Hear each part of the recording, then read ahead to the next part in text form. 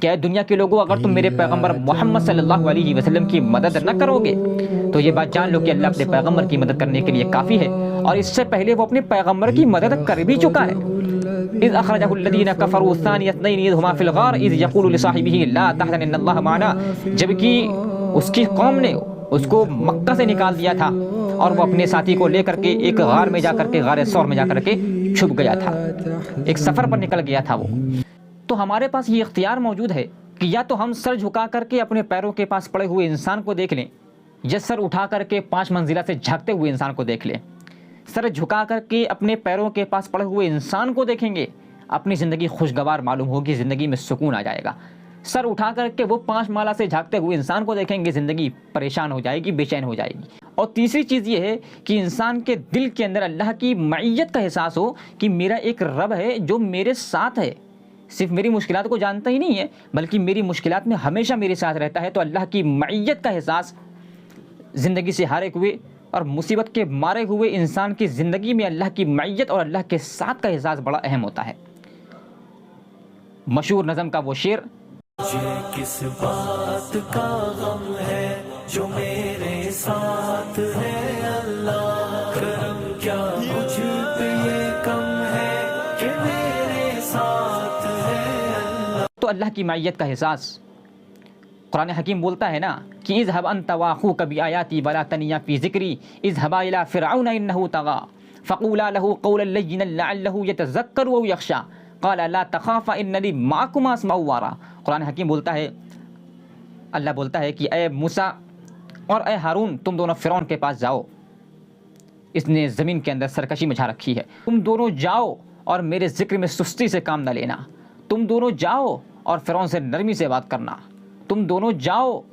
اور غم نہ کرنا، اننی معکما اسمع وارا، میں تم دونوں کے ساتھ ہوں، میں تم دونوں کو دیکھ بھی رہا ہوں اور تم دونوں کو سن بھی رہا ہوں۔ تو اللہ کی معیت کا احساس۔ اور پھر جب فرعون نے اپنا پورا لشکر لے کر کے موسیٰ علیہ السلام کا پیچھا کیا ہے، تعاقب کیا ہے، تو وہ سامنے فرعون کا لشکر ٹھاٹے مار رہا ہے اور پیچھے سمندر ٹھاٹے مار رہا ہے۔ نہ سامنے بھاگ سکتے ہیں کہ سامنے فرعون کا لشکر ٹھاٹے مار رہا ہے، نہ پیچھے بھاگ سکتے ہیں کہ پیچھے سمندر ٹھاٹے مار رہا ہے۔ انسان جائے تو کہاں جائے؟ ایک تو یہ ہے کہ راستہ ہے لیکن نظر نہیں آ رہا، ایک یہ ہے کہ راستہ ہے ہی نہیں، یہ دوسری صورتحال ہے کہ راستہ تھا ہی نہیں۔ بنی اسرائیل کہہ رہی ہے کہ اے موسیٰ، تم نے مجھے یہ کہاں پھنسا دیا، آج تو ہم مارے جائیں گے۔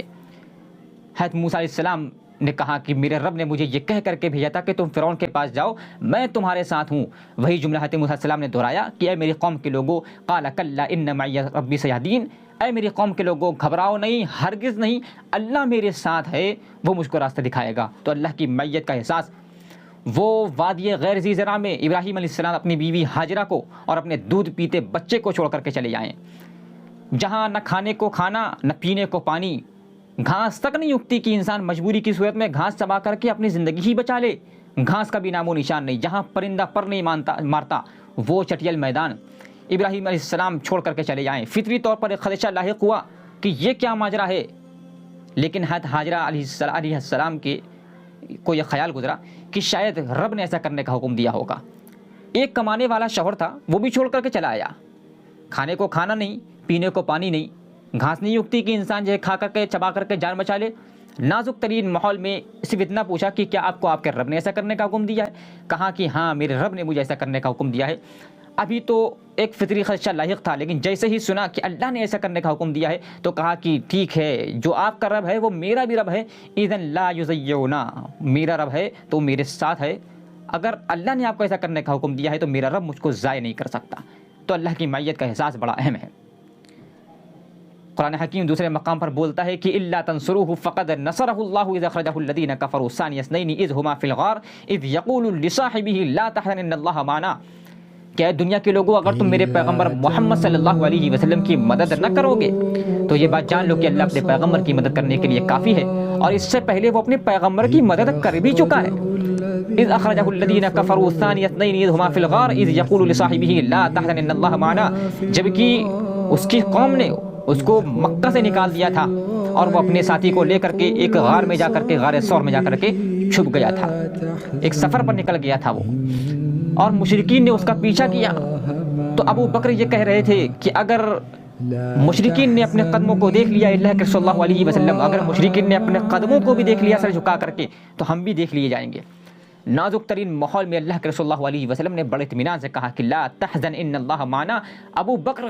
غمگین نہ ہو، خوف نہ کھاؤ، ان اللہ معنا، اللہ ہمارے ساتھ ہے۔ تو اللہ کی معیت کا احساس زندگی سے ہارے ہوئے اور مصیبت کے مارے ہوئے انسان کی زندگی میں بڑا اہم ہوتا ہے اور بڑا اہم کردار ادا کرتا ہے۔ تو اللہ کی معیت کا احساس انسان کے دل میں اگر پیدا ہو جائے تو زندگی میں سکون آ جاتا ہے۔ چوتھی اور آخری بات یہ کہ ہم زندگی میں کسی بھی موڑ پر ہوں اور ہماری زندگی میں مصائب کی کیسی بھی آندیاں چل رہی ہو، مشکلات کا کیسا بھی طوفان برپا ہو ہماری زندگی کے اندر، ہمارے آس پاس یا دور دراز بہت سارے ایسے لوگ ضرور ہوں گے جو ہم سے بدتر زندگی جی رہے ہوں گے۔ ہمیں ایسے لوگوں کو دیکھ کر شکر کی لاٹھی ہاتھ میں تھام لینی چاہیے۔